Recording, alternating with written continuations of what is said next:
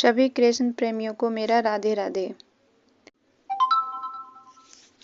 सभी कृष्ण प्रेमियों को मेरा राधे राधे।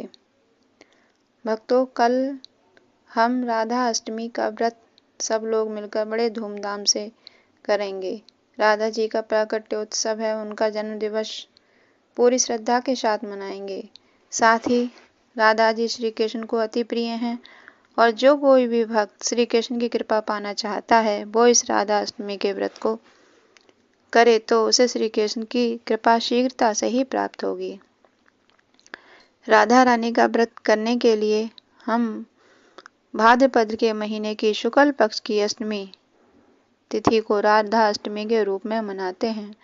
इस दिन हमारी लाडली जी का प्राकट्य उत्सव हुआ था और सभी लोग बड़ी श्रद्धा के साथ व्रत करते हैं। यह व्रत दोपहर तक रखा जाता है और उसके बाद राधा रानी को अपनी इच्छा अनुसार भोग लगाकर व्रत का पारण कर सकते हैं। कुछ लोग इस व्रत को निर्जला व्रत के रूप में भी करते हैं। वो तो जैसे जिसकी श्रद्धा भाव उस प्रकार से यह व्रत रख सकते हैं। लाडली जी अपने भक्तों पर सभी तरह से कृपा करती हैं। आइए अब हम जानते हैं कि श्री राधा रानी की अष्टमी व्रत की कथा पद्म पुराण के अनुसार किस प्रकार कही जाती है। पद्म पुराण में श्री राधा अष्टमी के व्रत की महिमा को कुछ इस तरह बताया है। पद्म पुराण के अनुसार सोनका जी ने सूत जी से पूछा कि मनुष्य संसार बंधन से मुक्ति पाकर भगवान श्री कृष्ण के गोलोक धाम कैसे पहुंच सकते हैं। इस पर सूत जी ने कहा कि आपने बहुत अच्छा प्रश्न किया है। यही प्रश्न एक बार नारद जी ने अपने पिता ब्रह्मा जी से किया था, जिसके जवाब में ब्रह्मा जी ने कहा कि संसार सागर से पार उतरकर गोलोक जाने के लिए भाद्रपद महीने के शुक्ल पक्ष की अष्टमी तिथि को राधा जी का व्रत करना चाहिए।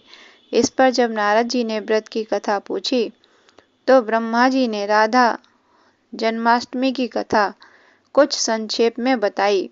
संक्षेप में इसलिए बताई क्योंकि भगवान श्री कृष्ण और राधा को जानना हर किसी के लिए बहुत ही मुश्किल काम है। ब्रह्मा जी ने कहा कि पूर्व काल में लीलावती नाम की एक बहुत सुंदर स्त्री थी जो पाप कर्म करती थी। एक दिन उसे अपने पाप कर्मों पर घृणा हुई, जिससे उसमें वैराग्य जागा। नगर के बाहर आई तो उसे एक मंदिर में साधु महात्मा राधा अष्टमी का उत्सव मनाते दिखे, जो राधा जी का अभिषेक व स्तुति के साथ भक्ति भाव से नाच गान कर रहे थे। प्रणाम कर पूछने पर महात्माओं ने लीलावती को बताया कि भाद्रपद महीने की शुक्ल पक्ष की अष्टमी तिथि को राधा जी का जन्म हुआ था, जिसका जन्मोत्सव हम मना रहे हैं। इस दिन पूजा व व्रत करने से हजारों वर्षों से किया हुए पाप नष्ट हो जाते हैं। गोवध जैसे भयंकर पाप भी नष्ट हो जाते हैं।